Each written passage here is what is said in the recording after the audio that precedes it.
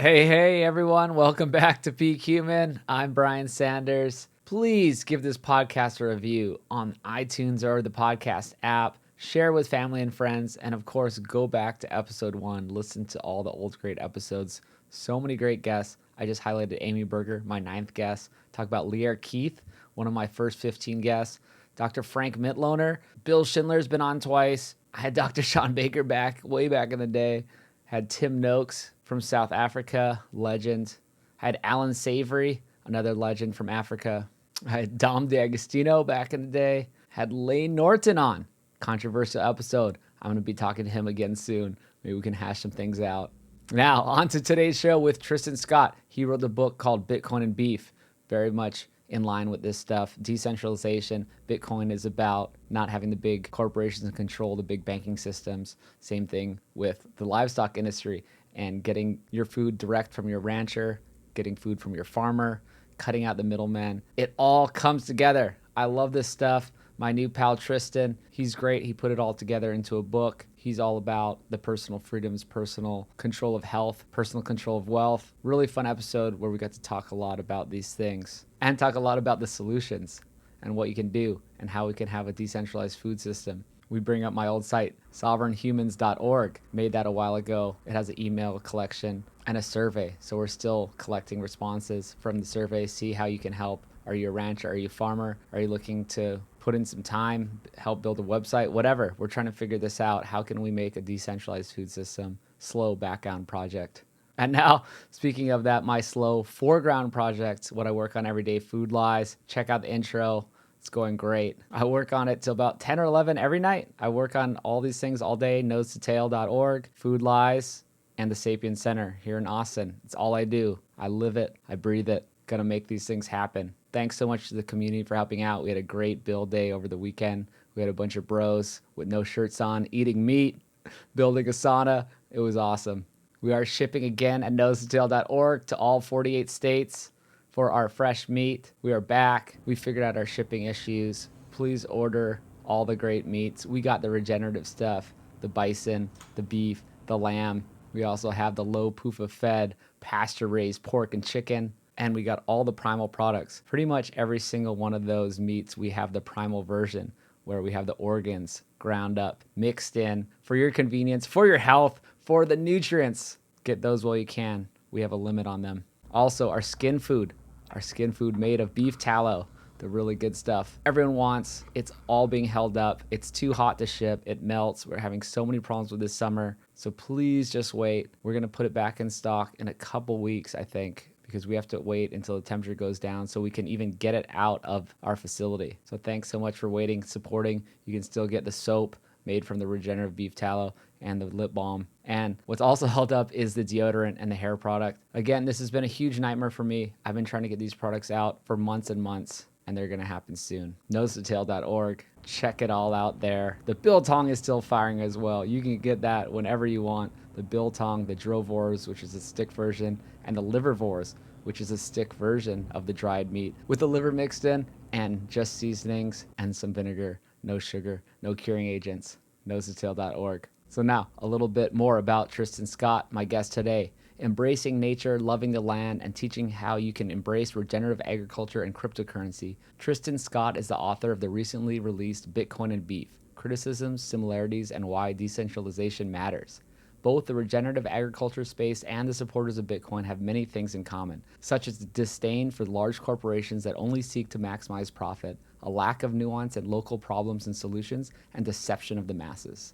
Tristan brings a factual-based argument to many of the myths and solutions that are facing the world today. Really had fun talking to him. We had a great chat. Check it out.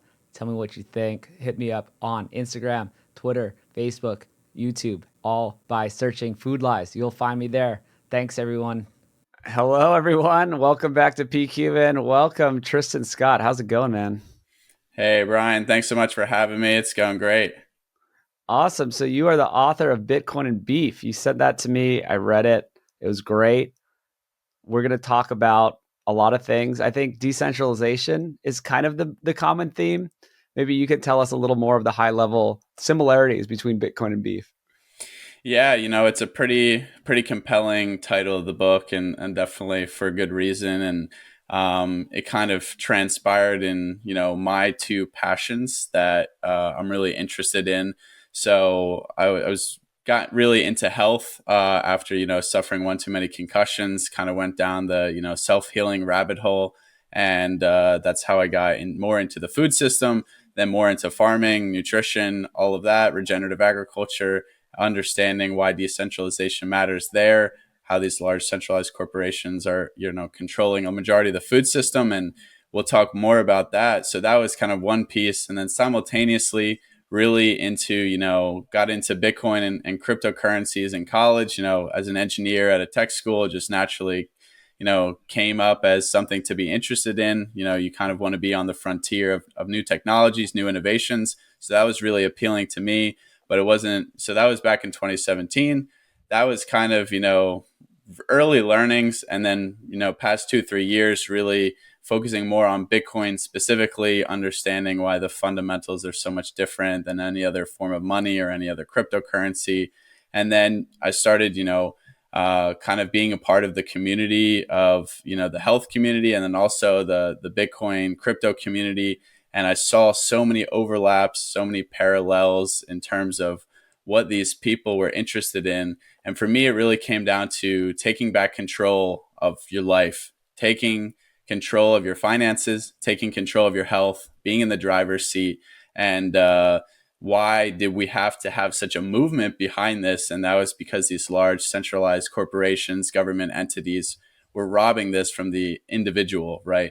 So I really, I wanted to write a book, and it became clear to me that this would be a fantastic topic. There's a lot of great resources out there on Bitcoin, deep dives, Bitcoin standard, fiat standard, all of this information out there. And then, of course, there's a lot of great information out there on health, nutrition, regenerative agriculture, farming, our food system. But there's nothing that really ties them together and keeps it kind of high level. So my goal for the book was to kind of give an introductory understanding why these topics matter. What are the technical information, is the technical information that you need to know to understand these, and then also defend them, because they have become such hot topics in the media as of late, right? So they're often criticized for numerous reasons, and without foundation or understanding of how the nuances of these, technologies, food systems, financial systems actually function. So I wanted to provide people factual firepower to understand them so they could defend them or criticize them. But, in order to defend or criticize something, you have to at least have a first level understanding. So that was my goal. There's a big criticisms section in the book, but also a lot of introductory information in the first two chapters. And then at the end of the book, tying it all together. Why does decentralization matter? What can you do as an individual to start to take back control of your life and get back your health and your wealth? I love it. I love it. These are all my favorite topics. And I think all the guests I've had on are the same page. Everyone I run into in the health world is kind of on the same page. They might not be Bitcoin fans per se, but many are, but they get it and they understand why we want to have like autonomy and not be controlled by a centralized bank and centralized money and all that stuff. And what you said about the media criticizing Bitcoin and beef specifically, it's almost how you know it's good. Because they're attacking it, that's how you know it's going against the big financial interests, right? And so, I mean, of course, some things are actually bad that the media can just portray as bad, but most of the stuff that they portray as bad isn't bad. It's just bad for the shareholders of the higher ups that run all the media stuff and are above them. So that's almost how you know it's good. And money and health, again, you said it's about taking back control. These are the two things that you should have control over the most. You can have control over. The government, the powers that be, are trying to take these from you in a sense of making decisions for you, whether it be money or health, like the food pyramid. And we've all seen how that goes. So we've kind of seen how bad it gets when the big governments try to do it for us, right? So it's like, it's all about going opposite of what they've been doing and how they've been ruining our health and the economy. And man, I think these are just great topics that definitely do align. And I did get into the Bitcoin stuff in 2017 as well. I remember I bought some Ethereum. I didn't really get Bitcoin enough. I'm like, oh, it's so expensive, and I didn't realize Yeah, it's just it's not expensive. It's doesn't you just matter. it doesn't matter. You just need to buy it. So I was like, oh, Ethereum's so much cheaper. So I bought Ethereum. Well, now it's great. It's great that I have a few of those from back then. But man, everyone wishes they bought Bitcoin back then. But I was actually researching and getting into it, and just was an idiot.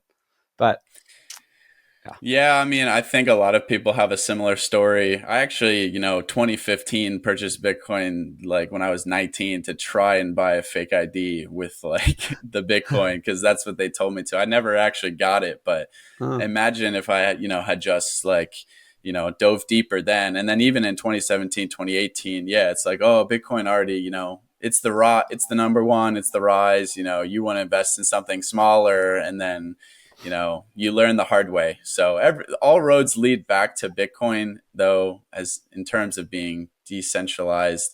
All these other cryptocurrencies are, they have CEOs, they have marketing teams, so it's a bit different. But It's a everyone huge kind point. of understands it at a different time, where it clicks later. And that's also what I wanted to cover in the book. The first chapter is literally what is Bitcoin, because I feel like the average person, I mean, I have so many friends from high school, college that they know what it is. I mean, they probably even own some, but they don't really know what it is, how it functions, how mining works, how the network is secured, how transactions are confirmed, and the supply, limitations.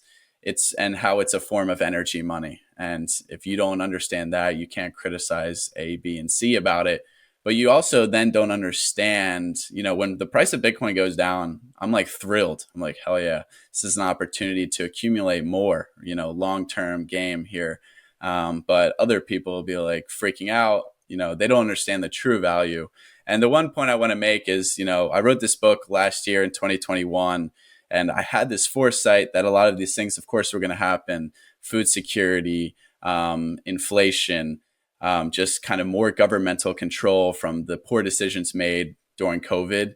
But it's even taken me by surprise how quickly all this has come to the forefront, to such a degree. Now everybody's talking about this stuff. And really, these topics are so important to get educated on, from the people who are actually, working in this space as the experts. Yeah, we kind of thought it was going to take longer to happen, and then it just happened. And now it's like there actually are empty shelves, and there actually, you Oh, know, there is basically, I won't call it hyperinflation, but yes, these things are going crazy way quicker than we thought. And yeah, we were labeled conspiracy theorists talking about this stuff a short time ago, and then it all starts coming true. So also, I want to highlight something. Bitcoin is definitely different than all the other coins. You said it. This is really important because a lot of people don't really understand that. They just group it together as crypto. And it is not, absolutely not. Like you said, all the other currencies and cryptos and coins, they have CEOs. They are not decentralized. They are led by someone. And they sometimes, and many times they go bad. These people disappear with the money. They can make decisions, run them into the ground. Anything can happen. Bitcoin is the one thing that actually has a store of value, and it's actually scarce. It has like this program scarcity. There's only 21 million Bitcoin that will ever be minted, right? And that's it. yeah. And this, so yeah, get into more of like why it's different and why that matters, and what's the ultimate store of value. You know what I mean? There's so many different stores of value out there. Why is Bitcoin so good? Yeah, no, that's a great way to start it off. And like I said, that's how I start off the book as well. Chapter one, what is Bitcoin? And Bitcoin was created by an anonymous group of founders under the pseudonym Satoshi Nakamoto, 2008, 2009, coming out of the global financial crisis during that period where poor monetary policy decisions were made as well.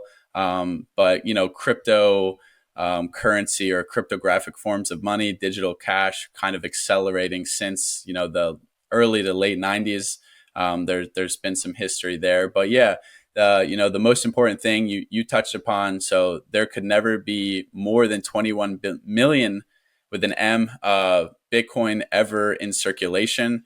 Right now, we are just north of 19 million Bitcoin in circulation. However, we won't reach 21 million Bitcoin until 75 to 100 years from now. I forget the exact date, but that means 90+% of the Bitcoin has already been released into circulation, and then every 4 or so years there's an event called the halving, where that amount of Bitcoin that gets put into circulation on a daily basis or on an hourly, actually 10-minute increment basis, gets cut in half.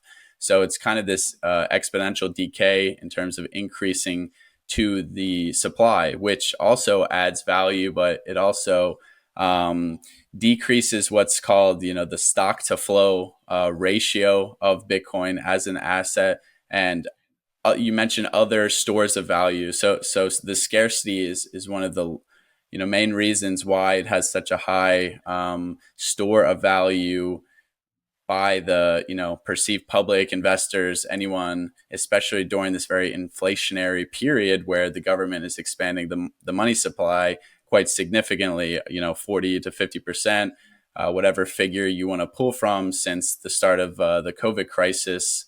All US dollars, 40 to 50% of all US dollars has been created since that time. So just an absurd amount of expansion of the money supply that's happening globally. Of course, the US dollar is the global reserve currency. So everything we do has, ripple effects internationally.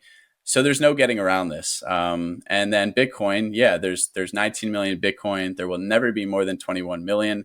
No company, no CEO, no code change can alter that. And that's the difference between that and all the other, cryptocurrencies. So Ethereum, for example, it still has, Vitalik as the CEO or president, whatever he is, and there's a company behind it. There's people who are heavily invested in it and influencing the decisions they make. They could technically alter the core code and create, billions more Ethereum, and that goes for every other cryptocurrency that's out there. So they're not truly decentralized.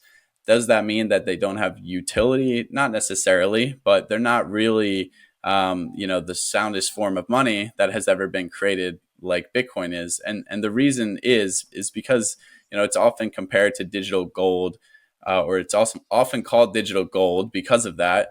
It has that scarcity. So that 21 million Bitcoin, that can't be changed. So gold is another, stood the test of time. A lot of your parents, uncles, grandparents, they all love gold, because it has been that kind of store of value. And the reason for that is because it's really hard to increase the supply of gold, on a moment's notice. So it's chemically superior as well. So you can't degrade it. You can't mix it with other metals. And that's another reason it can't be debased. And then it's also really hard to increase the supply on a moment's notice. You can't just invest $100 million and increase the supply of gold in a year up to 10-20%. It stays kind of really low around the 2 to 4% in terms on year growth range, which is a healthy number, a healthy inflation number, if you want to call it that. And Bitcoin is the same way, but it's actually going down. So those first few years, it's been 12 or so years, 12, 13 years since the inception of Bitcoin. We've mined 19 million Bitcoin. That's the majority of it. But every 4 years, that number is going down. And then compared to gold, it's a digital asset. So it has all the benefits of being native to the internet. It's divisible. You don't have to buy one Bitcoin. You don't even have to buy 1/10 of a Bitcoin. You can buy 1/millionth of a Bitcoin. You can send it anywhere in the world in a very short amount of time. And it's very transactable. It's very native to our lifestyle, our way of transacting with money nowadays. So that's kind of the overview of why it has value. But of course, we can get into why or how it's really decentralized compared to a Venmo or a PayPal as well. Yeah, well, those are very different, but then people may think of them similarly because, hey, you're transferring money online, and they think that's all there is. But it's so much more than that. Bitcoin, to me, it's almost not great for that. I mean, that's what the other stuff's for. I'm sure more things will be invented to transfer money cheaper or more efficiently, which they are, right? I'm not some kind of Bitcoin expert either. I know that there's, different layers, and they're doing like Lightning Network, and you can have a cheaper way to transfer money. But to me, it's just a store of value. As in, like, real estate's a store of value, gold's a store of value. There's been stores of value throughout the world, but it seems like Bitcoin's the best. If I don't know, maybe you could like try to steelman it, and like, what are the downsides of storing value as Bitcoin or owning Bitcoin? But to me, it seems like for the future, it is kind of the best store of value that won't inflate, right? It will hold its value. Has that scarcity we talked about. It has value. It's on the internet. You don't have to move gold around. You know what I mean? Like, even owning gold, like, I don't own a little gold. It's like, now it's like hidden, I'm like, where am I putting my gold? I mean, and if I had like I'm talking about small amounts. If I had like any type of real gold, it'd be like in a bank. And then it's like, okay, how do I get it? There's all these problems, but uh, even with real estate, like, if you have real estate in New York, that's just in New York. You know what I mean? You can't you can try to Can't rent move it it. out. What? You can't move it. Yeah, You it's can't move there. it. Yeah, and like, who knows what's going to happen? There could be like, New York could be destroyed in 100 years. Who knows what's going to happen? It's just, you can't move it. So, but what are the downsides though to Bitcoin? Because it still seems, other than people talking about how it takes a lot of energy to make, we could get into that later. But like, are there any downsides to it, or are, like, in the future, could someone tamper with it, or like, yeah, what are the downsides? Yeah, so I'm definitely very honest, and in the book I talk about this too, and it would come down to usability and scalability for me. That's what I see. It's 13 years old. This is totally new. I mean, this is a form of money that's going up against fiat currencies and precious metals that have been around for hundreds of years, right? So it's brand new technology, and already in 13 years it's reached above a $1 trillion market cap. So it's a pretty astounding growth rate. So in terms of the usability, I think that's pretty obvious, right? I mean, I have a frustrating conversation with my dad every time I come back home to New Jersey, where I grew up, in terms of getting him to buy Bitcoin, because it's too many steps for him to just do it. And then he uses that almost as an excuse.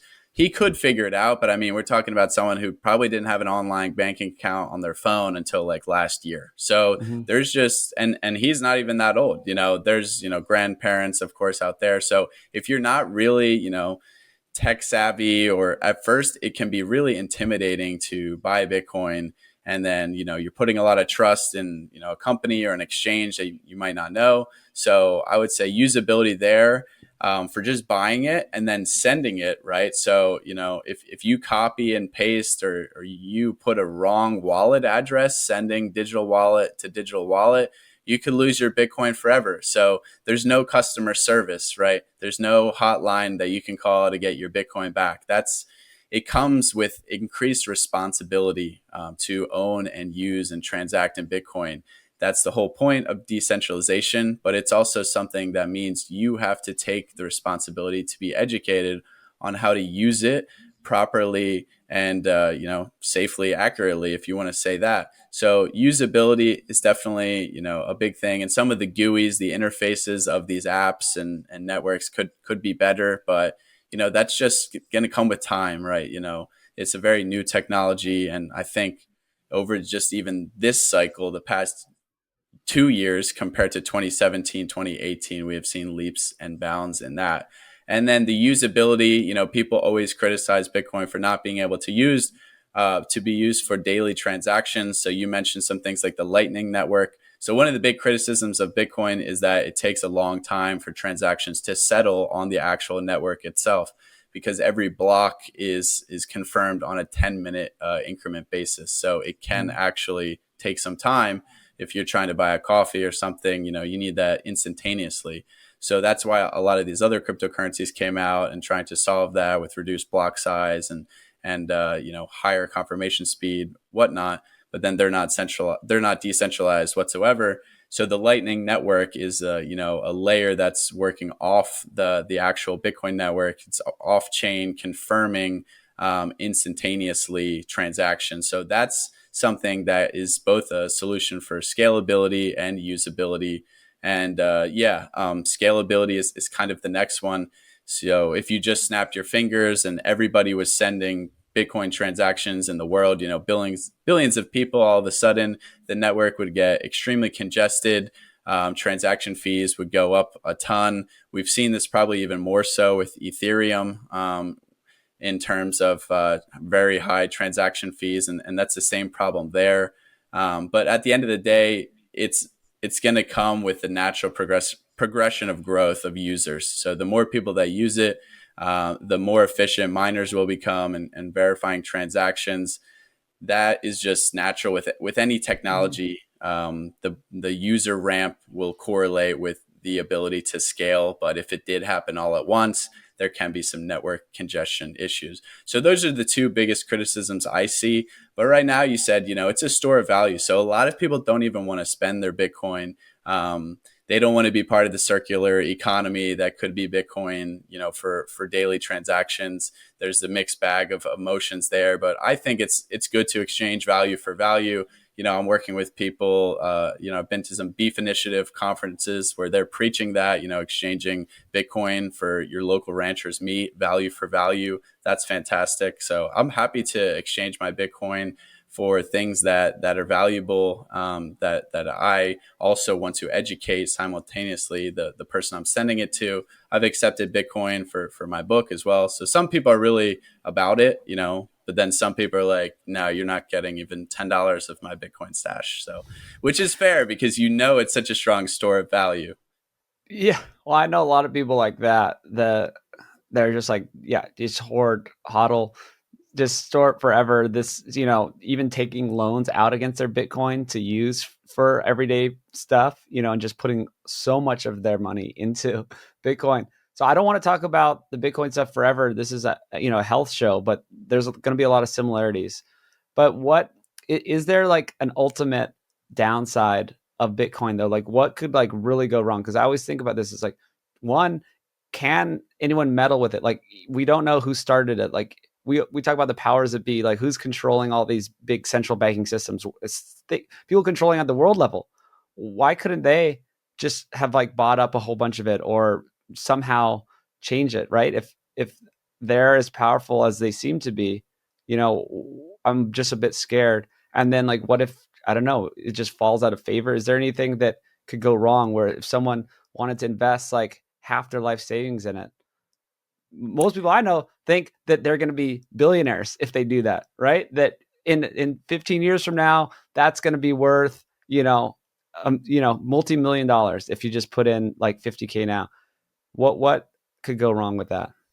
Yeah, I mean, tampering with it, from an actual network perspective or hacking the network. So I talk about this in the book. It's extremely, almost pretty much impossible to have a successful attack on the Bitcoin network. They're called like 51% attacks. You basically need to have like such an absurd amount of mining hash rate or power to be able to execute that. And that would cost like, $100 billion probably. And then you need to actually successfully source all these ASIC, application specific integrated circuit miners that mine the Bitcoin and with the supply chain. That pretty much would be impossible as well. So I would say from a hackability perspective, that's pretty low on, likelihood. Maybe a nation state could pull that off, but still very low. And then, people always say, well, what if the government bans Bitcoin? Well, that's happened like 42 times in India and China already. And guess what? People still have Bitcoin there. People are still mining there, but a lot of those miners actually left China and are going elsewhere. So it's, if anything, it's a missed opportunity for those countries. To be completely honest, sure, could there be some scenario where, back in the early days, some corporation or, some people say Bitcoin was created by like the CIA or the FBI, but that's highly unlikely, I feel like, because it goes against everything that they kind of stand for in terms of increased control. But, there's always a weird possibility that something like that could happen. And then I talked about on my last podcast with Kate Kavanaugh. She asked, is this really like evenly spread out, right? Or is there these corporations or Bitcoin Mm. whales or exchanges that are just holding like an absurd amount and then could become like these extremely powerful entities? And yeah, that's true. But over time, that distribution will naturally, kind of trickle down. So the odds are that someone bought like 100,000 Bitcoin in 2012 and then didn't touch anything until today is like so small, or even less than that is so Mm. small. There may be a few, and we know that the Genesis wallet from the founders still hasn't moved their Bitcoin since 2009 inception. That those people, that person could be alive, they could be dead, they could not have the keys, the private key to it. We don't know, but the fact that it hasn't moved at all in 12, 13 years shows that, it's probably unlikely that it will ever move, maybe. And then, yeah, these exchanges, a lot of exchanges kind of like go under and run into all these issues. We've seen that this year, kind of like an almost 2008, 2009 liquidation event for the insolvent exchanges and lending platforms, which is great because these guys are going to get greedy. They're going to loan too much or borrow too much, and then they're going to go under. They're going to be insolvent, and then all their Bitcoin is kind of just going to be dispersed into the open market again. So, yeah, there's always a very small chance, but I would say, it's highly unlikely. And in terms of comparing it to where you store your money today, it's probably a way safer bet to be, publicly or privately custodying your own Bitcoin, your own custody. I believe in it. I wish I had any money to put in it. I'm trying to like get by with my nose to tail business and do a documentary film where I basically just lose money every day and spend all my time trying to keep these things afloat. But yeah, I think I think it's a good store of value. I think it's important. I think everything that's local is important. Everything global is kind of working against us. So that's how I'm going to transition us back into health is that this is the same thing. It's when you have the top down, like globalist kind of view of things, you end up with Bill Gates sending sacks of grain to to Africa or trying to take over their food systems and or just in the US what's already happened, which is our food systems are basically taken over by all these big corporate interests that just pump out processed foods, right? And we could talk about the history of that too, because that's interesting, and the subsidies and corn, wheat, and soy and stuff like that. But before we move on, I just think it's that important that we look at things from the individual and local level and go against the global like top down control because that never works. And I'll say it again, if it's if it's global level, like whatever it's called, globalism, the more centralized control, it's always for someone else's interest. It's either the interest of these people to make more money or to just have more control. And I'll do my analogy one more time about the preschool. And it's like there's the teachers just trying to keep the rugrats in line. And that's what I feel like how our world works. And then there's the principals that are just keeping the teachers in line and they're just making decisions, right? The principal's just like, all right, this is what you do. This is how we're going to do it. We're going to have this, these hours, this kind of, structure to our day. And they just have to do it. And then that gets passed down to the rugrats.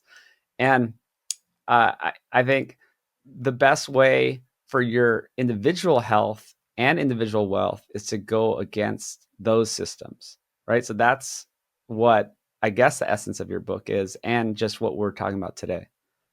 Yeah, 100%. And that's kind of where that intersection of money and food really I see it is, why has our food system turned into such a centralized, globalized mess? And it's because of this desire for this economic growth to just continue year on year and this increased profitability. So, Safedine Ammous, who writes the Bitcoin standard, fiat standard, he always talks about, back in the day, in hundreds of years ago on gold standards or precious metal standards, the economic growth was very little. And if anything, it was flat for a long time. But now, because of the fiat monetary system and the ability to print money, whenever we want to fund whatever we want, we need to achieve continuously this high growth. So you see what everything that the food system is looking for is just higher growth in terms of revenue, higher growth in terms of margin.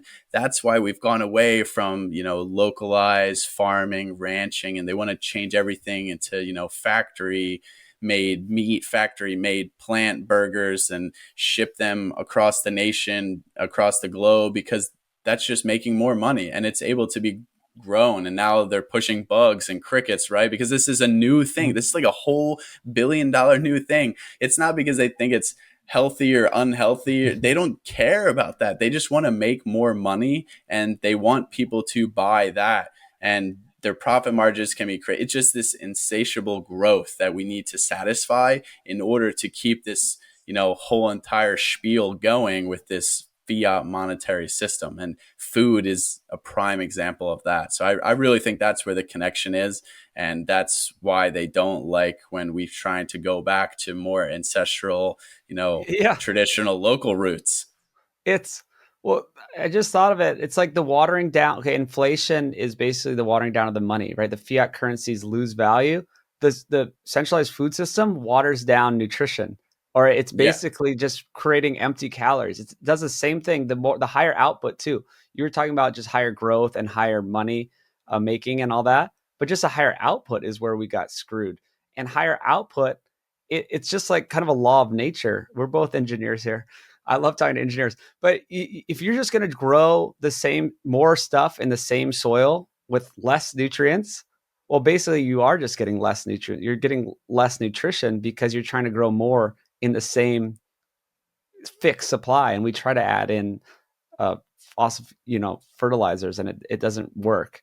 And so maybe you should start back at, the subsidies and like how we got this food system that's so messed up that is just about higher output.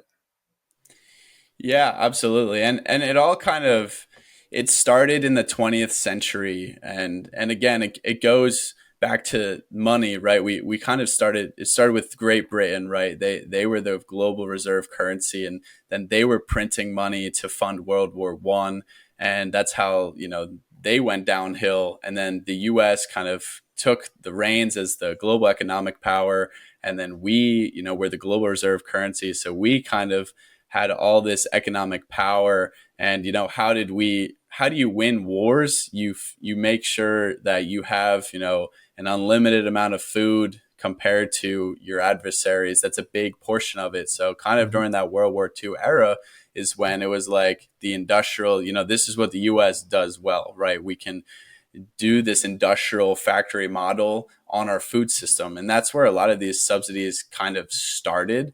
But then they kind of just stuck around for like a very long time.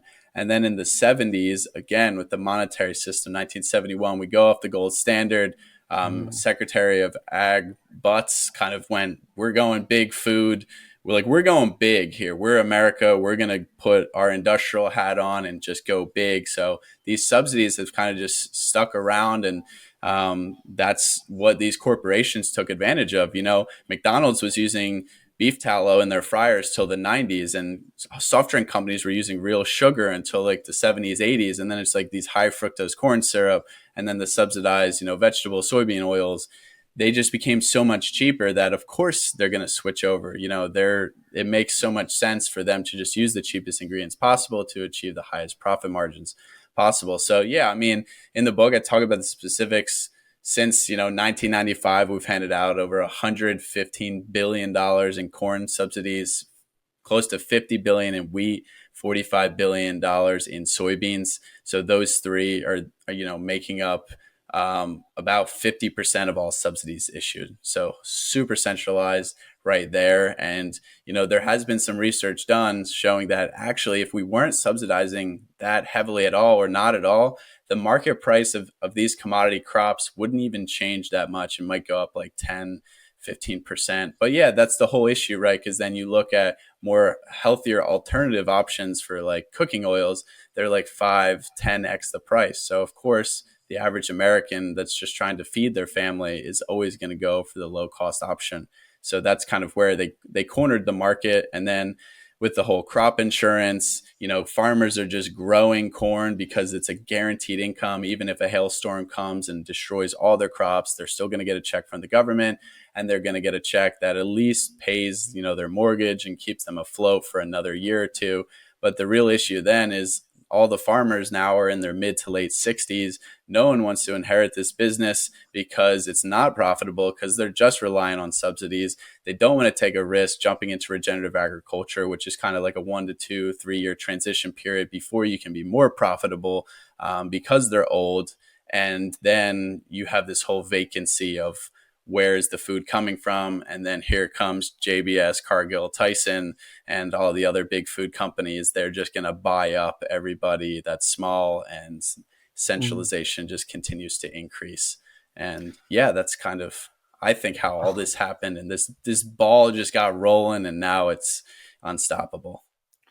That's how I think of it. And sometimes I think it's just all the momentum of it, and that it's just trying to turn around the big container ship, and it's just super slow. But then sometimes, like, how did this ball get rolling in the first place? And I think it was guided in a certain direction. But oh man, the hailstorms, that reminded me of Gabe Brown, which I know you're aware of and talk about. And he got his farm ruined by hailstorms for years and years in a row. But he's the one that first clued me into this monetary side of things and the insurance system. 5 years ago, we jumped on a phone call when I first started Food Laws, and he was just, I didn't really get it. Like, I'm like, why can't everyone just do it? Because you're doing it on a large scale and are profitable, and it seems better. And he said, well, you can't get a loan. You're not part of the system. No one would allow you to get a loan because you can't get crop insurance. No, it's a completely different system. They want you to just do the corn, wheat, and soy, and they have the subsidies, they have the insurance, and that's just the way it is. So it is hard, but how have people been doing it? Because that is the solution, is to go back to the regenerative ag systems, holistic management, and it can be done. But like, have you looked into how to do that? Because it is a transition period. Yeah, and I think, Gabe Brown, Joel Salatin have kind of put out fantastic education on this amongst others. And they definitely say, you're taking a risk, and, the first 1 to 2 years may not be profitable or as profitable as you would have been on your guaranteed income. And you're taking a jump because it is not guaranteed, but then actually you can get higher yields. And then if you figure out, I think the big key is, a more direct to consumer approach where you can connect directly to the consumer that you're selling to or you would like to sell to with market access. That's how you really just get a higher percentage of the dollar of the what you're growing instead of wholesaling. And then also, if you're more transparent, it's higher quality. Today, you can show people that there's a premium charge for, higher quality raised beef or high organic pesticide chemical free crops. So if you understand that that's value added, and then also over time that will increase the yields of your crops, and you can have a more diverse crop selection that you're selling to your customers instead of just one thing, just wholesaling corn, wholesaling soybeans. You can actually make more money over time, improve the yield over time, improve the biodiversity. You can have cover crops, you can have multi-species grazing, you can have, beef, sheep, you can have chickens, you can have eggs, you can have the whole lot of what a biodiverse regenerative farm should look like. But just you have to know that it might take 2 to 5 years to get there. So there's a lot of lessons learned that these guys have shared that's been fantastic. So I think it's really just patient and believing in that, because that's really how it should be done. Yeah, and people are doing it. And I just remembered I had a website I set up called sovereignhumans.org, I think. Maybe check it, sovereignhumans.com.org. I don't even know. But we're trying to rally around this, and people responded well. I remember I threw it out a long time ago, and like 615 people DM'd me their email. It was crazy. I was like, Wow. who's interested in a decentralized food system? So don't worry if you're listening. I still have your email. We're still going to do something one day. There's just too much going on. I'm trying to do the film. I'm trying to do well, I'm trying to do it myself with Nose to Tail. I'm trying to bring Nose to Tail to Austin locally and just sell meat locally. I'm doing the Sapien Center, which I talked about. You might even have an event at the Sapien Center, and we're going to be serving, local regenerative animal foods and just bring people together in that model that we're talking about of exposing them to how it's done, how they can buy locally, how we can, get more people into this. And did you check? Are you on the site? Is it .org or .com? I couldn't find it. Oh, Sovereign humans. humans, sovereign humans. I'll say .org. Maybe it's .com. Oh, I did find it. Here we go. Yeah, sovereignhumans.org. Okay. That's Well, pretty cool. It's a nice site. thank you. Yeah, I did a little side project, and we're really just collecting.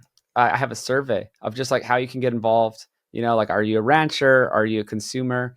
We're trying to figure out this model ourselves, right? It's going to take a lot of people, and it's going to take time to do. It's like, is there a way? There's like the beef initiative. What's the other guy that's trying to do like beef shares or cow shares? It's like a Well, Twitter Bitcoin guy. the beef initiative is started by Texas Slim, and that's kind of what I was talking about earlier. It's exchanging value for value. So it's, if you want to pay your rancher in Bitcoin, you can, and then it's educating ranchers on Bitcoin. It's educating Bitcoiners on buying direct from their rancher. Shaking the rancher's hand is kind Mm-hmm. of the motto. So he's just trying to create market access for ranchers and make that connection, because, a lot of things, and what we could maybe even dive into here, is people don't understand that market access is probably the biggest hurdle for a lot of these transitions. And that's why we sell so much overseas. So people don't realize we're importing 75% to 80% of our grass-fed beef from Australia, New Zealand, South America, and we're exporting most of our beef to China and Korea. So this whole supply chain mess.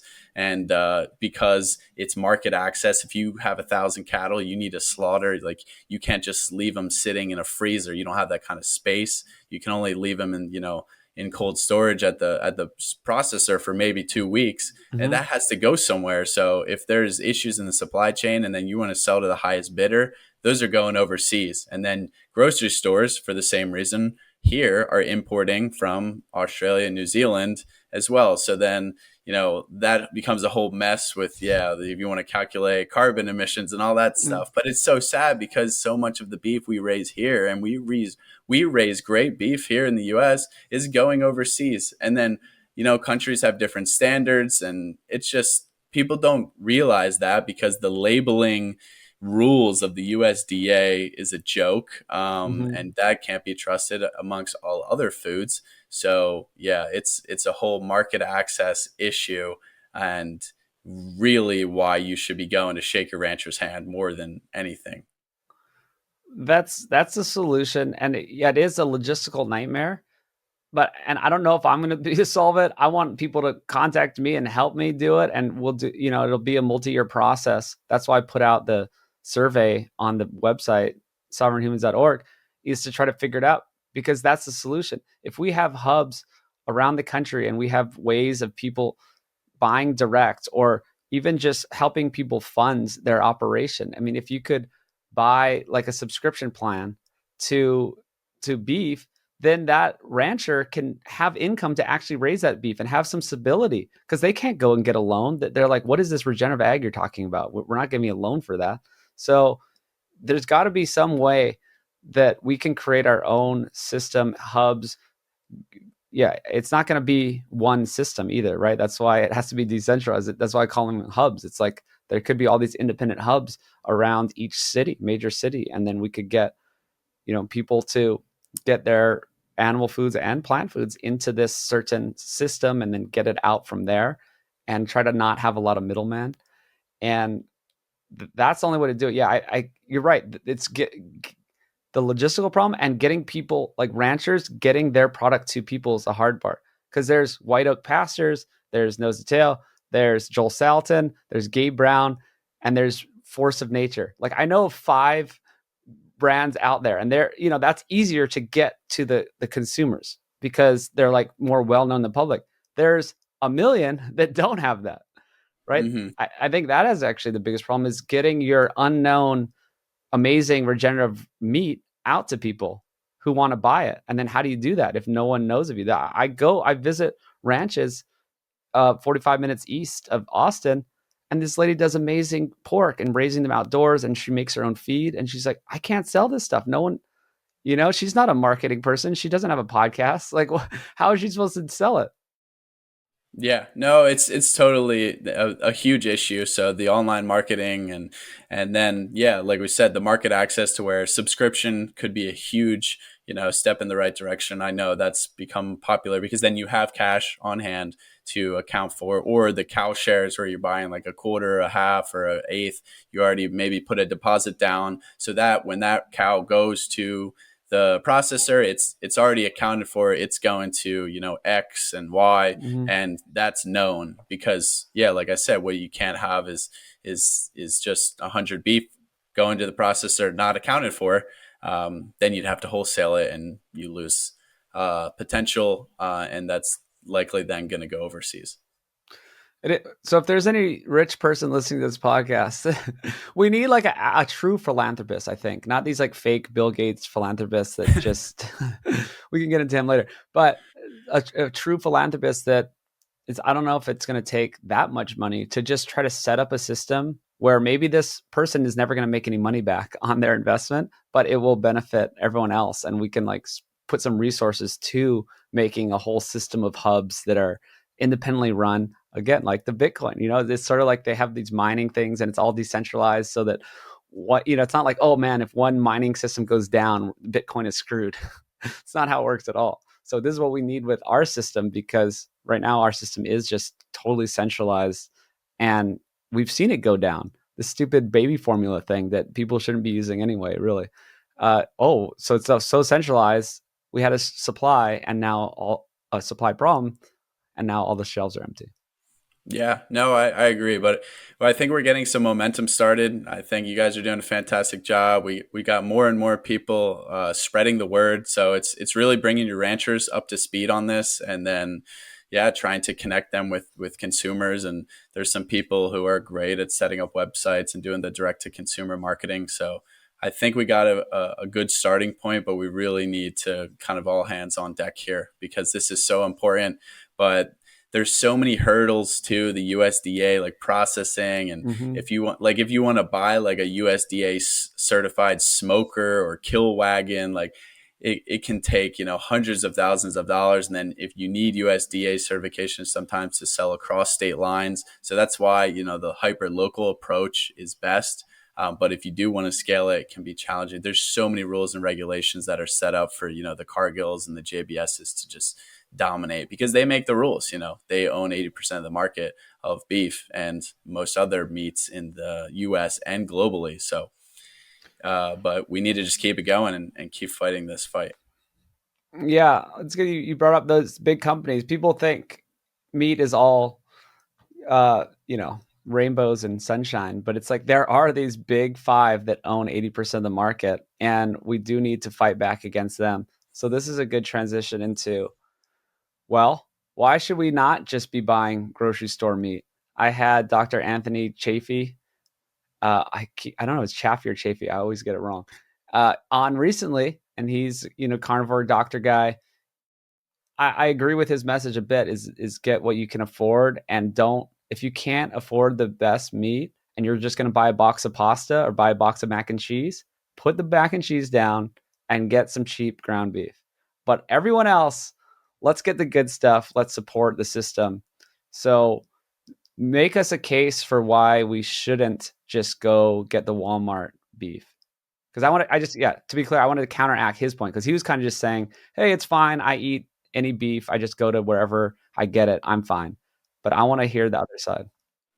Yeah, and him, Dr. Sean Baker, they have kind of this similar viewpoint, and I think from a nutritional perspective, they're almost 100% correct. Like they're pretty spot on. Even in Sacred Cow, Rob Wolf and Diana Rogers talk about how the nutritional differences between industrial raised beef and then kind of grass-fed, grass-finished beef is minor. There hasn't been enough research on maybe the omega-3 content is slightly different, but then again, the omega-3 content is pretty low or average in beef anyway. So it's marginal at best. right? But at the end of the day, why would you want to support the companies that don't care about the individual interests of the consumer whatsoever? They only care about making money. They only care about centralizing the system further. They are buying up the small ranchers. They're ruining the local economy with these insane hurdles with processing. They own all the processing plants, the USDA regulations. They are importing beef from all these other countries. So, if you want to go in the environmental route, the emissions, the footprint, why would we ship in beef from halfway across the world when we have all this beef here in the US that's perfectly great? That's just a waste of energy by any means. I don't care if you think the climate crisis is fake or not. It's just stupid. And that causes all these supply chain issues in the first place. So why are the grocery store shelves empty? Well, maybe because your beef is sitting on a cargo ship outside of LA, coming from New Zealand, shipping to your grocery store in Nebraska or, Iowa or Wyoming, when you have beef by the thousands in the acreage all around you. Yeah. That is just this disconnect between our food system and our producers, that if you give your money to these big four companies, they will continue to fuel that forward, and they will continue to fuel the regulations, the legislation to that as well. And then if you want to have any other reason, these guys are some of the biggest investors in plant-based foods and lab-based meat. So I know JBS has acquired some like Dutch vegan food company, and the other ones are invested in Impossible or Beyond Meat as well. You can look this up, but that shows that they don't care at all about meat versus plant. And they just care about being the leading food producer that's making the most amount of money and the highest profit margins possible. So if you're a carnivore, why would you want to support a company that's furthering the plant-based food movement? I mean, that's enough argument right there, because, well, obviously we know that's not healthy. We know that's not sustainable. You're going to have to build more factories to, develop these Franken food burgers and all of that. So these guys really just don't care about you as a consumer. So why are you continuing to fill their pockets? You have the purchasing power to make a decision. And if you connect with your local rancher, you're also helping them, get out of a situation that could be pretty dire if there's enough momentum behind it. Such good points. You got to support it. Your purchasing power does make a big difference, because even the big businesses go where the money goes. So, yeah. And there's also, I will support the nutrition side too, because I do appreciate Dinah Rogers and Rob Wolf saying that it's nutritional equivalent. I understand those arguments, and I don't want to fearmonger around it, because I think all the meat is pretty safe to eat. But there actually are a lot of nutritional benefits that we don't really know about quite yet and haven't measured, but Yeah. we are measuring them. And I know you kind of alluded to that. And I just want to talk about Dr. Stefan von Vliet, who I've had on my show, that does these measurements. And he's looking at these 70,000 secondary compounds in meat and how much more abundant they are in meat that's holistically managed, especially like the high end. Like what we do at Nose to Tail is a super diverse rangeland, hundreds of species of forage they eat, and that translates into the meat. So we don't know exactly how it works, but intuitively, and everyone listening kind of gets it, that yeah, these is what the animals should be living on. They're eating a diverse diet. They're getting all the minerals and all these different nutrients from eating the diverse species, and it's translating into the meat. And also, if you're not using all the pesticides and fungicides and all these different things to feed them, even well, the corn, wheat, and soy that they get fed in a feedlot, but even just like there's problems if you're just sitting on monocultured grass. It's like they probably use pesticides just on that grass, or they're just getting a monoculture of grass that actually isn't that Yep. nutrient rich. It would affect the meat as well. So there's and it wouldn't be accumulated in the fat too. There's also this thing Mm-hmm. that I don't know if it's well enough studied, is the accumulation of the pesticides and different things in the fat that right? Like I'd rather not, even if there's not a good study. Still, which would you rather have? It's common sense, right? I mean, I totally agree with you. I get where Sean Baker and Anthony Chaffee are coming from. They just want to Hmm. help people. I mean, they're going to make leaps and bounds coming from a standard American Oh diet, yeah. going to Walmart beef carnivore. That's great. And if they don't have a lot of money, that could at least be saving their life. We get that. That's really important. But if you just take into context common sense and logic, your food is upcycling the nutrients that it eats. And you want that environment to be as clean and as healthy and as nutrient dense as possible for them. Yeah, could cows absorb glyphosate and not pass as much on to you compared to just eating a crop that's sprayed with it? Sure. But like you still don't want a cow eating glyphosate ridden grass. I mean, I don't need to be an expert and study the research that doesn't exist yet to realize that that could be a bad thing, right? Let's just think logically here and not get so dogmatic about it. That's what's most important to me. And I think the same thing with any of the diet wars. I talk about that in the book as well. I mean, we need to be on the same team here at the end of the day. And there's these little nuances for some people because everyone's in a different situation, but we should have the same message and the same goal. I love it, man. I'm trying to get out of the diet wars. It's just vegan. Everyone's cool to me except for the vegan crowd that seems to be like ruining everything, and it's a big anti-meat agenda, and I just don't support that at all. But I've always been inclusive of all kinds of diets as long as they're including just whole foods, and I think people have heard that enough from me. But can we do this on a large scale? So I like this part of your book when you actually do some of the math on the regenerative ag and holistic management. And Gabe Brown was doing it on 5,000 acres back 5 years ago. So I hope that's gotten even bigger. So there's people doing it on a large scale. But I always say to people, have you ever flown over the United States? Do you know how giant it is? Do you know how much land we have? Another thing I tell people, the vegans, they say, hey, we have 2/3 of our land is used for raising animals. I'm like, that's a good thing. You want animals on land. Like you're making my point.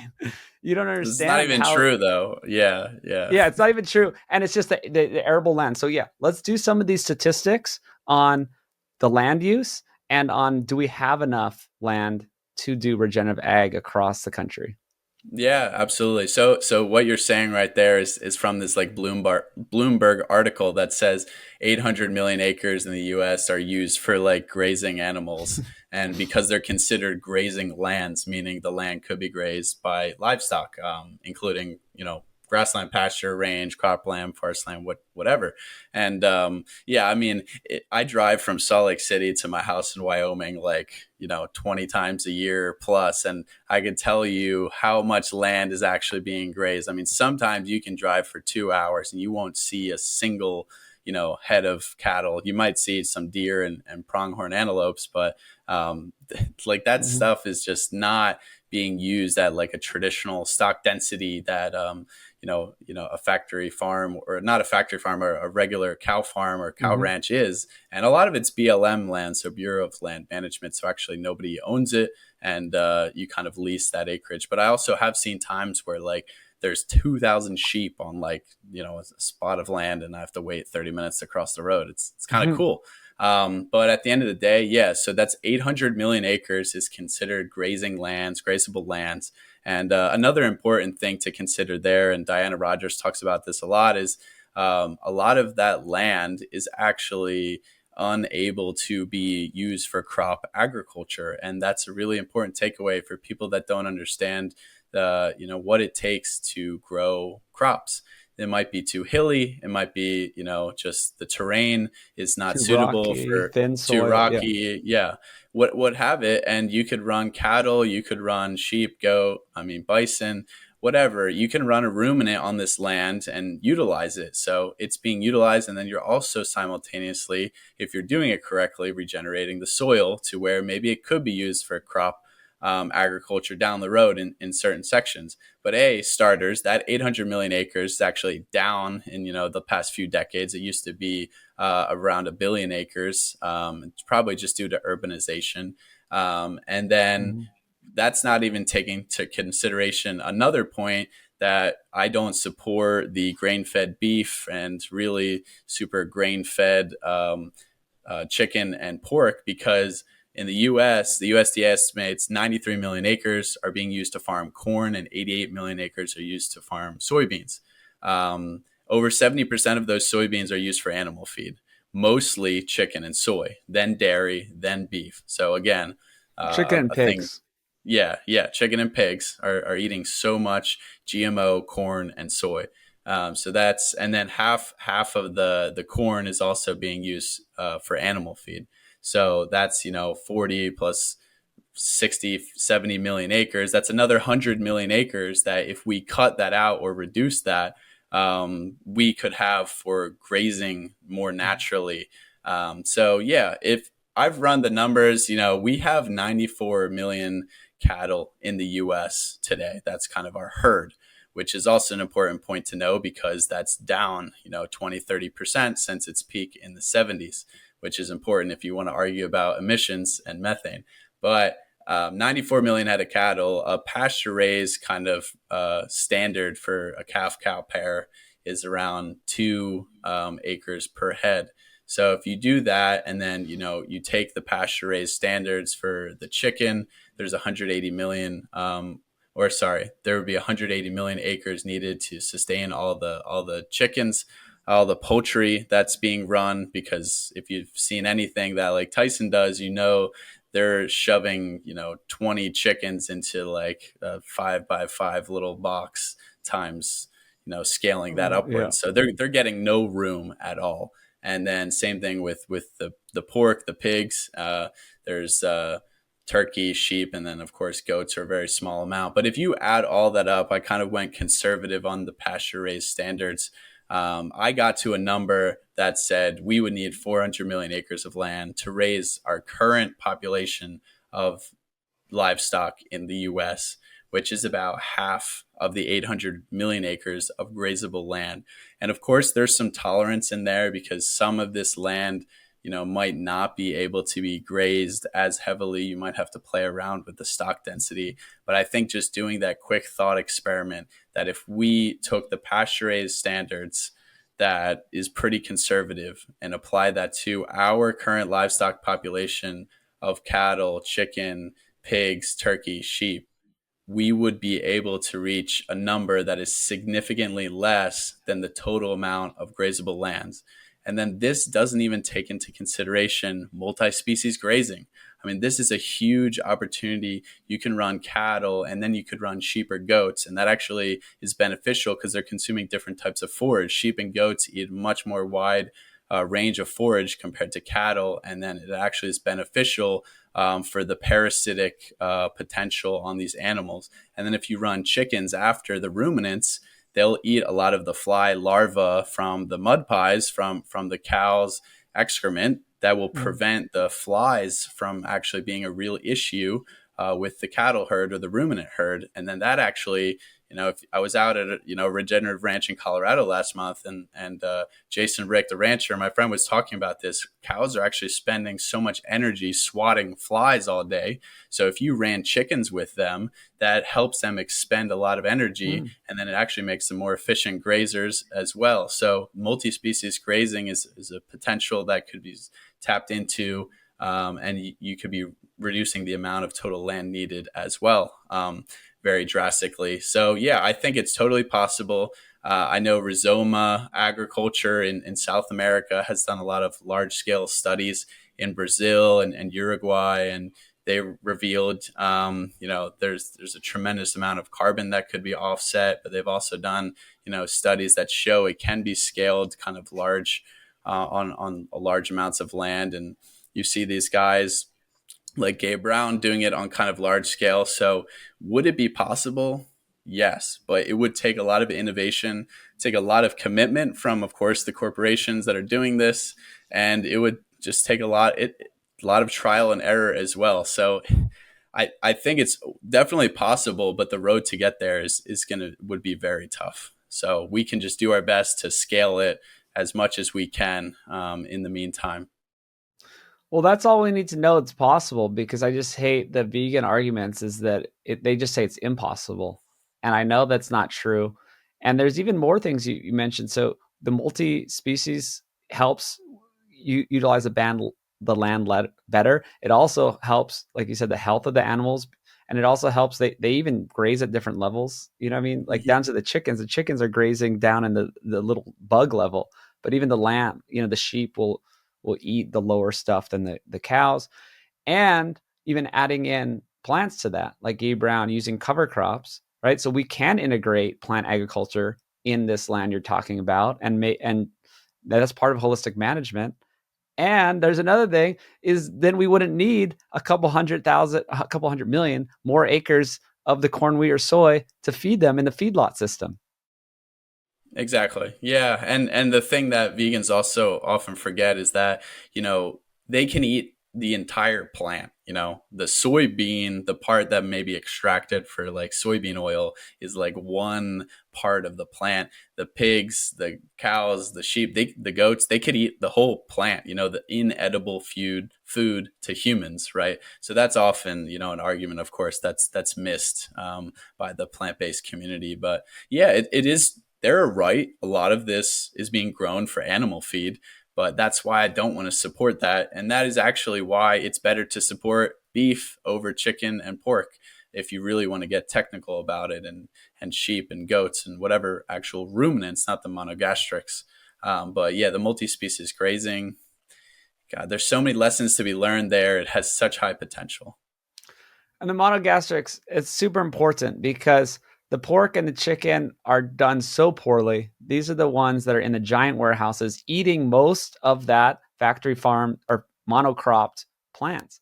That's the problem. And it's less nutritious. Like everything. That's why most carnivore people or animal based people, ancestral health people, they don't mess around with chicken and pork that much because it's just not as healthy. It has a higher PUFA content. They're raised poorly. It's just kind of a mess in general. I mean, I go for the stuff like pasture raised pork and chicken, completely fine, completely different story.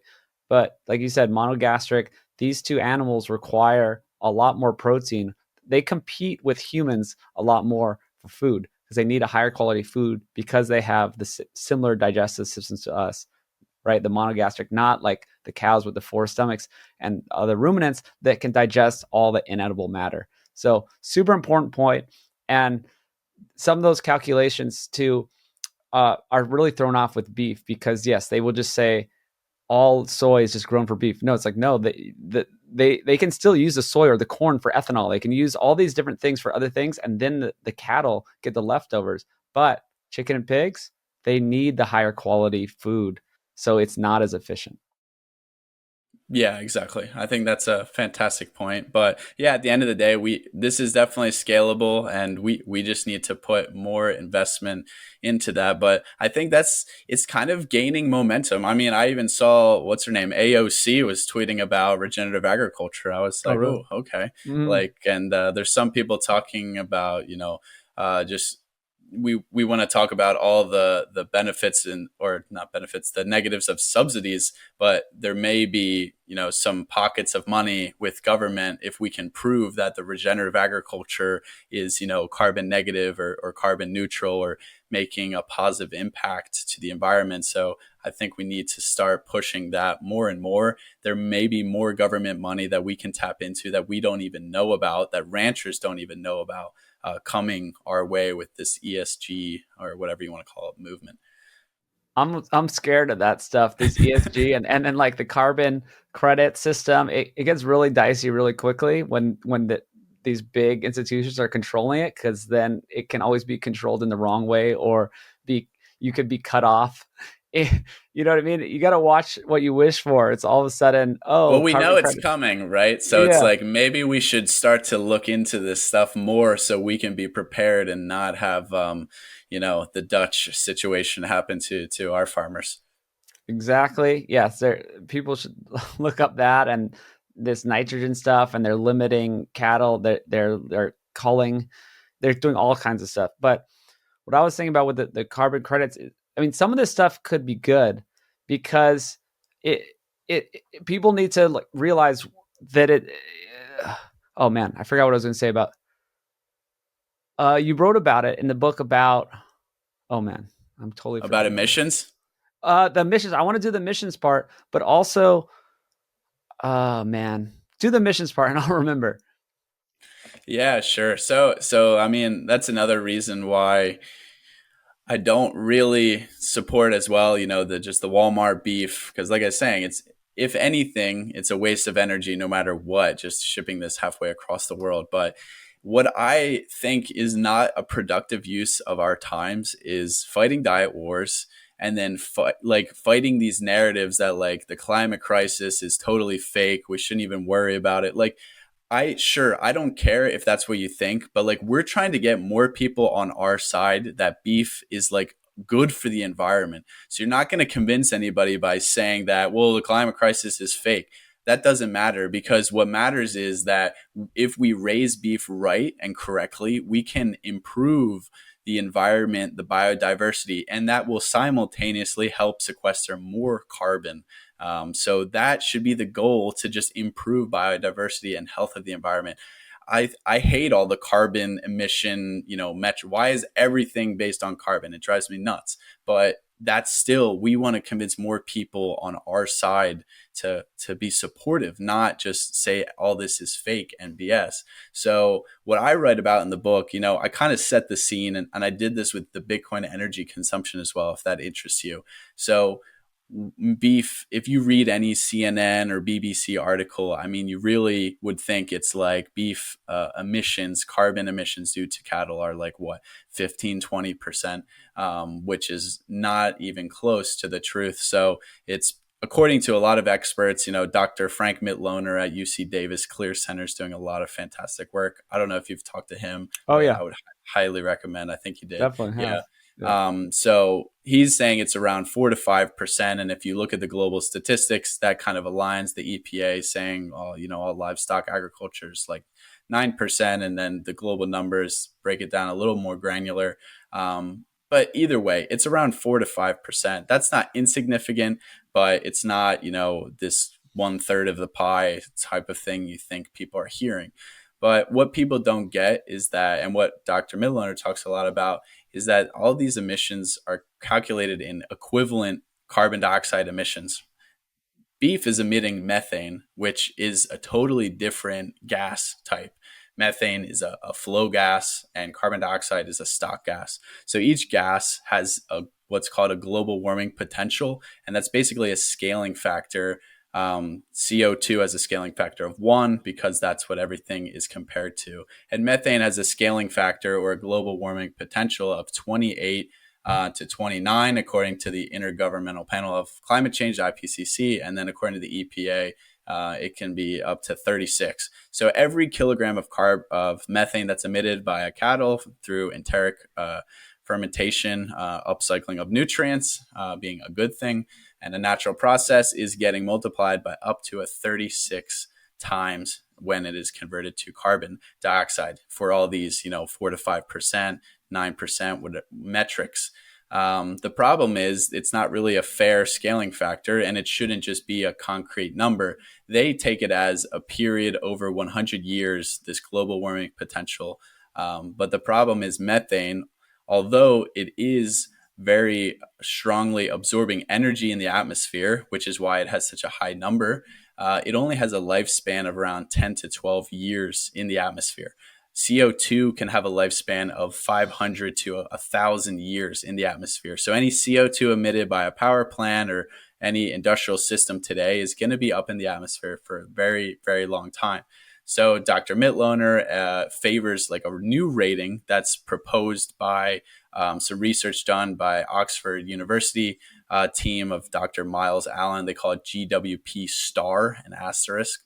And Mhm. they basically take a more dynamic approach of modeling the warming effect due to methane because of its shorter lifespan. And that's important because, say it reaches a steady state faster. Say you have a beef herd of 100 cattle and you don't change that for 10 to 12 years, you are not emitting or moving the needle on methane at all after that 10 to 12 years. It's just reaching a steady state. So if you actually reduce the amount of cattle per se, like has been happening in the US, we're down 20 to 30% for our national cattle herd since the 70s, then the methane in the atmosphere due to cattle will actually be lower like significantly lower, because it's that steady state number that matters. It is not the absolute figure from the 94 million head of cattle. If you're in Africa or South America where there are still increasing cattle numbers, then that's a different story. But if you want to just talk about country by country, it's something that we know for a fact the cattle herd is lower, and based on the just fundamentals of gas, this is true.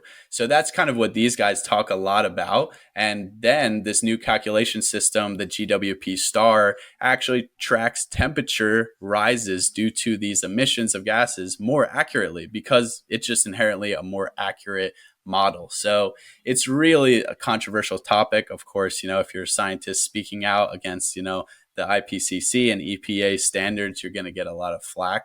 But it really becomes problematic with all this, the carbon taxes, because, if a power station that emitted CO2 for 100 years just shuts down, no one's going to be paying taxes on that. But that CO2 is going to be in the atmosphere for centuries, as opposed to if a rancher is just keeping a constant cattle herd population, then they are going to be penalized every year, although they're not really moving the needle whatsoever. And a lot of the methane is actually coming from these manure lagoons as a result of the dairy industry, not beef cattle. In California with Dr. Mitloner, they're doing a lot of great work covering these manure lagoons and then actually using that methane to be transported to energy stations or gas stations to be used for energy. So it's actually really, you can capture some of this methane if it's from manure lagoons. So there's innovations to be had there. Methane's a fuel source. So, but of course, it's a process. If you took all emissions from all these areas, what is the only thing that existed 300 years ago? Is enteric emissions from ruminants. And we used to have, 40, 50 million bison, 10 million elk, all these wild ruminants here in North America. So really the number of emissions, the quantity of emissions from ruminants maybe has gone up 2x by replacing most of the wild ruminants with cattle, because wild ruminants just emit slightly less methane. But if you want to talk about a 2x increase compared to an infinite rise from, industry, industrialization, it's just foolish to have these comparisons. It's insane. It's absurd, but I know why it happens, because it takes blame off of the real problem. And this is how it always goes. It's all a big industry is trying to blame it on the cattle. It's a great scapegoat. I'm not the first person to say this. And and our herd size has gone down since 1970. And that, yes, I love talking about the methane and the stock versus flow gas. And actually, what I was thinking about earlier was exactly that point of the tax on the methane. When the farmer, if their cattle size is the same, they're still taxed. Even though that this methane, because of flow gas, because it goes up, it degrades from methane to CO2, and then it comes back down and gets back into the grasses and soil, and then it's this harmonious cycle that's fine. That, yes, if you have a non-increasing amount of cattle, you're not doing any more methane. You're not contributing any more methane. And I'd say that type of thing isn't a problem anyway. Because another thing Frank Mitloner explains is the difference between the harmonious cycle of methane and ruminant animals that have always existed is fine. It's just, this is above ground. It's not adding new methane or carbon to the atmosphere. The real problem is a one-way street of the big industry, of the coal plant that, can pump out, particulates, like bad stuff, like, what I mean, into the atmosphere for 100 years. The carbon, like, that's not even the problem. Like all these, like I said, the far right people are kind of just like, well, the climate crisis is fake. I was like, it's not fake. It's just like carbon. Like, why are we focused on carbon? We should be focused on the pollutants coming from like these big industries. I mean, look at like Cancer Alley I read about in Louisiana, where this is like this corridor of DuPont and all these chemical plants, and they tried to cover up that cancer rates within 2 miles of all these plants is like through the roof. And it's like, hey guys,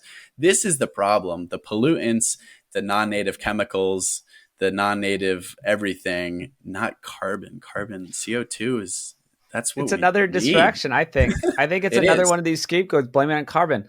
Because yes, the climate thing is a hard, it's a sensitive subject, and I'm not going to really go there. But what I'll say is that everyone should care about the pollutants. And it's very obvious. You don't want to just be like burning coal and just billowing it in the air. You don't want to live next to that. You don't want to have pesticides and or chemicals, and you don't want to live next to the runoff of all that. Like there's some very obvious stuff that we're doing to the environment that's bad. The CO2, that's a whole nother story. I think there's a lot of misinformation there. I think big industry tries to, again, shift the blame to different things, but it's so obvious we don't want to do this, like just very obvious polluting. Yeah, no, I 100% agree. And it all gets lost with the headlines. That's with everything. And that's why I wrote the book, because it's like you need to know these facts and that there's so much nuance. I mean, these are really technical topics. We're talking about flow versus stock gases. We're talking about, distributed ledgers and blockchains and, soil sequestration of carbon. The average person can't conceptualize this type of information, this nomenclature. They just understand the headlines that are written by journalists who are, communications majors, when the actual field experts, the Frank Mitlohners, the Gabe Browns, and the Bitcoin core developers, their opinions are not being taken into consideration. Yeah. So we teased a couple things before we wrap up. I teased Bill Gates a little bit, and I actually tease him in both senses of the word. But we can tease him again. It's funny that people look for him for health, and they're like, "Oh man, this guy is making pushing his fake meat. He should look in the mirror a little bit." But I won't tease him anymore. So, what is he doing in Africa? Because this is just one of the big problems with the centralized version of things. Yeah, so the Bill and Melinda Gates Foundation has spent nearly $6 billion on agriculture development globally, with a key focus on expanding industrial agriculture in Africa. So it's this huge issue. It's this huge push because Africa, as you can imagine, has like the most amount of like untapped, arid, grazable or not grazable like lands available for agriculture, right? I mean, it's a vast continent. It's got very fertile soils from a lot of the natural wild ruminants and animals that have been there for such a long period of time. So they're trying to do what you'd expect them to do, and what the industrial farming push has been. They're trying to push GMO seeds. They're trying to push heavy, tillage, heavy inputs. It's a high input, high output system, and that's what the industrial model is, as opposed to a more natural regenerative model, which is low input, high output, or whatever you want to call it, kind of just doing it the natural way. And yeah, it's actually struck a chord with a lot of the local communities, because they don't want to use GMO seeds. They want to use their ancestral local seeds of plants. They actually trade them. It's like a really big deal. So I have in the book, I have like 5, 6 quotes from local tribal leaders speaking out against Bill Gates specifically, that they have no interest in improving the health of the community, the health of the farm. They only have an interest in pushing the industrial process and making more money, bringing in, all this equipment, all these fertilizers, and their own GMO seeds. So yeah, it's really a terrible thing. And if you go on their website, of course, they make it like it's such a humanitarian effort, Mm. which is fair, because it's better to be starved, or better be alive with chronic disease than dead from starvation. But at the end of the day, if there's a traditional process going on, you should really not be interfering with that for your own benefit. So yeah, it's crazy. And if you go on like the websites of these kind of companies that are doing all of this, they have just pictures of the food they're handing out to some of these underprivileged communities, and it's like refined vegetable oil and all this GMO crap. And it's unfortunate because yeah, that's the cheapest thing you can get. But if you're raising that much money and all this money, I mean, why not teach them maybe more sustainable things, so you don't have to constantly give them handouts? Or what is the limiting factor there? Is it, do they need help with infrastructure? I don't know. There's obviously a better way to get this done, but Bill Gates is just kind of going around doing his classic Bill Gates thing of acting like he's saving the world. And in reality, he's kind of crushing tradition. He's crushing ancestral methods with his industrial model. It's so bad. It's so bad. Yeah, I mean, there's no he's not going to make any money if he just teaches them holistic management. I mean, that's what really needs to be done, in my opinion, would be just support them to do their ancestral ways. They're getting by, in a lot of places in Africa, they're doing okay. They have enough calories. I mean, maybe back in the day, they didn't have enough calories. I think a lot of places have enough calories these days. From what I saw firsthand, they're in Uganda. They have like a million bananas per like 500,000 people. I feel like no, that's not the right. It's something like every person has like 50 bananas to their name. They're just they have crops. I mean, they just don't have good foods. They don't have enough animal foods. They don't have enough systems. And Uganda is pretty lush, so we shouldn't use that as an example. There's a lot of Africa that doesn't have such rainfall and fertile, environment. But what they need is to maybe be supported, maybe get some money to develop these systems and buy animals and graze the land, and guys like uh Joel South and Alan Savory are Alan doing these. Savory, yeah. Alan Savory doing these things, right? And working with Africans and regenerating the soil and stopping desertification. That's what needs to be done, not just try to make money off getting people into your GMO seed system that they become reliant on. So one more thing I wanted to tease or circle back on is 1971. It kind of circles back the economic stuff when we went off the gold standard. And there's a whole website called What WTF Happened in Yeah. 1971. And it's so crazy. But yeah, tell us a little bit about that. Yeah, I mean, obviously the main thing is kind of just we cut the total connection with any form of backing of our money with gold. So we went fully fiat, and when you go fully fiat, which means your money is literally backed by nothing, there's no turning back. And since that point, obviously, we saw what transpired in the 70s with, the insane stagflation that followed and crazy volatility, and then the 90s dot-com bubble, and there's just a lot of economic events, and of course the financial crisis in 0809, and now here we are today with we're backed into a corner completely. We have high inflation and we have low interest rates, and we can't raise the interest rates because we have a debt to GDP ratio in triple digits.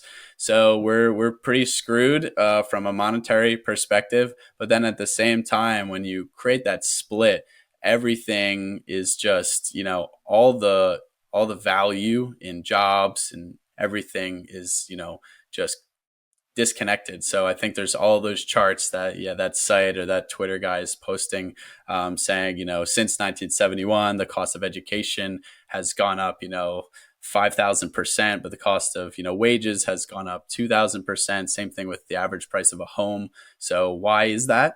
That's because when the money is broken in terms of what it's backed by, everybody is just looking for other vehicles to invest their money in, all the wealthy people, because they want to beat the inevitable expansion of the money supply. So why is real estate, gone up so much? It's because, that's a safe haven. That's where people are. BlackRock and all these people who control trillions of dollars are just buying up single family homes because they know it's going to store value for them, and they're going to be able to beat inflation for their clients. And that's the most important thing. So, what else happened in 1971? Like I said, that's when Secretary of Ag Butts came out and said, go big on food or go home, pretty much. And there's a lot of the movement to kind of the low fat.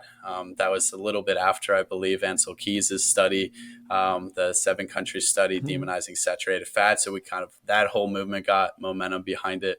So it's kind of funny how much was going on, and you can tie a lot of it back to the financial system, simultaneously the food system as well. It's just also connected, but that's when we went really heavy centralization, I would say, is right there. That's the inflection point. That's the problem. People should look up the site because it's just such a stark increase. It's kind of like, oh, it's flat or like a little bit curved up, and then inflection point, boom. So many things. in society, not just food, not just it was everything changed in 1971. And that gets us back around to kind of the solution back where we started about individual versus the masses, and like centralization versus decentralization, and globalism versus individual. And we could give people some solutions here. I'll let you give us some of that, but I just think of it as how you can fix your own health. No one's going to help you, and that's how you can help the system. Not rely. I don't go to a doctor. Like I just eat well, and I'm outside the system. And it's the same thing with uh just sick care. If people feeding the world, that's what I was saying. We don't need to feed the world. We need to feed our communities, right? That's when we get off track, is when we try to feed the entire world. Then you end up with sacks of grain. I always go back to Dr. Gary Fettke. I interviewed him. He's an Australian doctor that said to feed the world, but like if you feed your community, by default, you just fed the world, right? If every community fed themselves, you just fed the world. That's how we're going to do it. Yeah, we need to be thinking locally. I mean, we can't, we have enough food, we have enough calories to feed the world. We also have 30 to 40% of our food is just like wasted. I mean, it's getting thrown out. Why? Because there's so much waste going on with our food system, deliveries and all that, Uber Eats, DoorDash, all this crap. And there's so much overconsumption. So yeah, what I recommend, of course, what everyone recommends is get involved in your local community. Go to the farmers market, meet farmers, not just like buy something, like meet them, talk to them. What are they growing? People always ask, how can I tell what they're doing? Is you have to ask them, what are they growing? What are they raising? What processes are they using?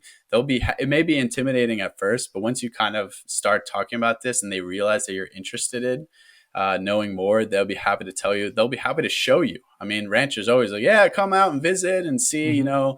we got the herd, we got the crops, whatever. Mm-hmm. So, and then you can get a connection. I mean, I go buy my raw goat's milk in Wyoming. I just pull up to their house whenever, and they give me a discount for picking it up at their house, because then they don't have to actually go Mm-hmm. anywhere to deliver it.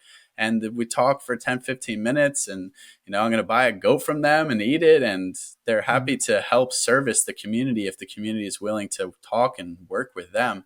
So that's number one. You're also providing food security by doing that. You don't have to rely on the grocery store to get your food to feed your family. Invest in a freezer, get a chest freezer, buy your food in bulk, your meat, buy the cow. If we want to talk about, ethics and just food security, buying like a whole animal is probably the most important thing you could do for that. Then you have months of meat and you don't have to worry about it. So it's just a $250 investment for a chest freezer, and then supporting the local economy, getting that meat accounted for by providing market access for your rancher.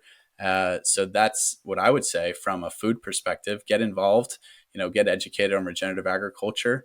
Maybe your rancher is not doing regenerative, he's just doing pasture raised. So start talking about that. Could you help out? Could you volunteer? Could you milk an animal? Could you, Mm-hmm. move cattle? I've moved cattle on a horse. Is the scariest thing I've ever done. I didn't Mm-hmm. do anything, but I was, part of it, and it was Yeah. cool. So that's what I'd say, from the food perspective, support, the local events that are happening. There's these cool meetups and conferences. We need more of them. And I know we're working on this kind of stuff. So you can get involved. You just need to start getting connected. That's all it's all about, getting connected, being in charge of your food and your health. And then you won't have to rely down the road on the sick care, the medical insurance, and you'll be lower cost. It's infinite ROI, your health. So that's what I say in the book, of course. Then there's, if you're really underprivileged, there's farmers markets accepting food stamps and things like that. So they're really working with people to try and get this, get the momentum behind a more localized approach. You just have to explore it. And then from the financial perspective, from Bitcoin, get educated, understand what it is, get off zero, set up your own, get a hardware wallet, hold your private keys. From a banking perspective, try and move away from these big conglomerates. I'm moving everything I had from like Bank of America to a credit union, and then, self custody, educate others, and learn about why Bitcoin really is superior from a monetary perspective, and then exchange, value for value. So take responsibility, and you will be in a much better position financially. and from a health perspective before you know it. Yep. It all comes down to individual level. You got to do it yourself. And I think it's also about the short versus long term thinking.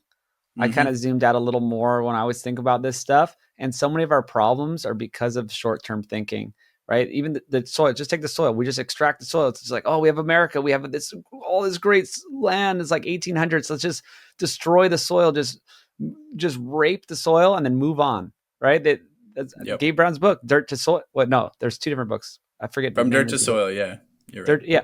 And I'm thinking of David Montgomery as well, wrote the book. Dirt Erosions of Civilization. I don't know if you read that one. I had him on, but talking about the same thing. We just destroyed the soil. It's like this resource that we didn't care about. It's a short term thinking, and then we just move on. And that's what everything in life. I think everything in the mainstream, they have this short term thinking. It's like the Stanford marshmallow experiment, right? About the successful kids in the future who became successful down the line are the ones that didn't eat the marshmallow, right? They could get, what was it? They get more later. If they can not eat it now, they'll get more later. And that I that's what I see around me is the people who are healthy and successful. They are the more long term thinkers, right? Yep. They will actually think about, I need to get a chest freezer for $250. This is going to be a great investment because now I'm going to have this. I don't know. They can last 10 years probably, Yeah. and I can get whole animals, and I can. It just takes a little bit of thought. It's like short term thinking is I'm going to get Uber Eats. Long, like I'm thinking, I'm not going to do that. I mean, it may arrive a little bit sooner than I could maybe go make my own food, but Yeah. like it's about my long term It's health. not even. I mean, if you know how to, that's the thing. It's like a lot of people don't even know how to cook. I'm sure everyone who listens to this podcast knows how to cook a meal, but Yeah. it's like you have friends that don't, or they're really bad, or they think it's more convenient. They think it's cheaper too. Oh, eating healthy is so expensive. No, it's not. I Dude, Uber gotta, Eats is like $21 to get a meal. yeah, yeah, and I got a whole cow in Wyoming for like $5 a pound hanging weight. I mean, that coming out to like $7 a pound. That includes steaks, everything. I mean, you can find these types of deals. You just have to buy in bulk and prepare yourself. Like I said, pay more upfront, and it'll your low type preference will pay off. But everything, TikTok, Instagram, everything's like 30-second reels. The attention Mm-hmm. span is getting lower and lower and lower. And then I don't think it helps that, the political cycles being every 2 years, we have this major shift. So everyone's just trying to make their mark as soon as possible and reach this, insatiable economic growth that just keeps going up and up and up and up. And we're not thinking long term. We're thinking so short term because that's all that everybody cares about. But if you're like, Warren Buffett, for example, if you just thought like 10, 20 years out, I mean, you can have such an advantage. So, especially if you're younger, you don't even have to be young. Just like you got 10 years from now, that is not even that, Mm-hmm. that is so reasonable to think in 5 to 10 years from now, where do you want to be? Or, what are your goals to achieve? So, if you really, yeah, I 100% agree. Lower your time preference, Mm-hmm. oh, Bitcoin crush 40%, great, buy more. Buy 5 years more. from Oh now, yeah. what's it going to be at?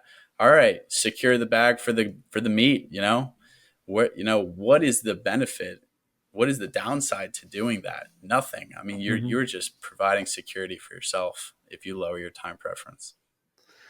For all of history, we were very long term thinkers. I even go back to that. It's like, when were we most healthy and most successful, most happy?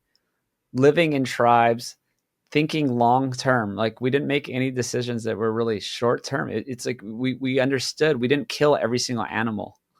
It's like we need more of them to so that they can multiply so we can get them next season. We didn't just like ruin the soil and move on. We like worked with the land to, you know, provide what it could and then not overtax it. So yeah, that's a problem though. I always think about, is there like some fundamental flaw in human nature that makes us just go for the immediate gratification? You Well, know what I there mean? is. It's survival. It's survival Yeah. instinct, but now it's been wired to be more of the pleasure neural circuitry. So everything is for short-term pleasure. I mean, you talk about just eating and working out, you're not going to like transform your body in 1 week, right? And that's why Mm-hmm. dieting doesn't work. That's why I hate the word diets, right? I mean, Mm-hmm. it's been ruined because you're thinking long term. You have to think long term, but everyone just wants this short term gratification, this hit of dopamine or serotonin. That's what all the social media apps are geared towards.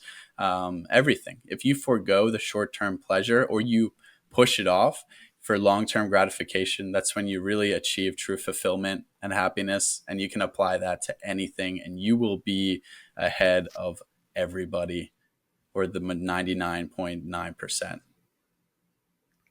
That's the way to go out. Individualism, localism, and long-term thinking. That's how you're successful. Thanks so much. Where can people find you? Bitcoin and Beef is the book.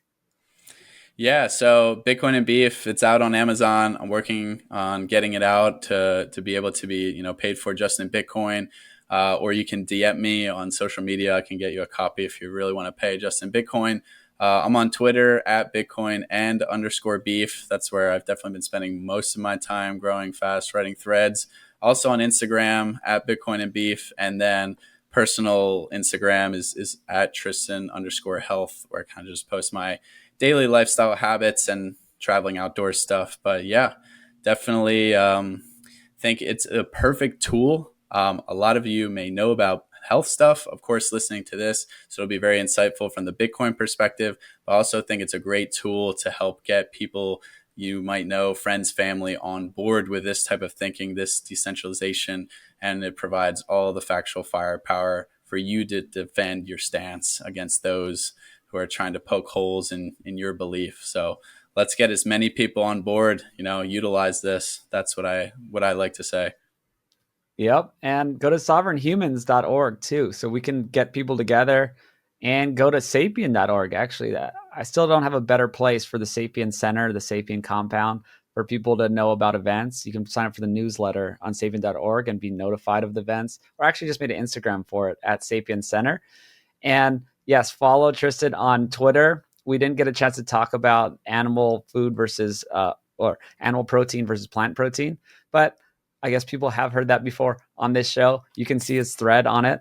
Go find Bitcoin and Beef and find the thread on animal versus plant protein, which is great. Keep doing your good stuff, and hopefully see you in Austin soon. Yeah, thanks so much for having me, Brian. I appreciate it. All right.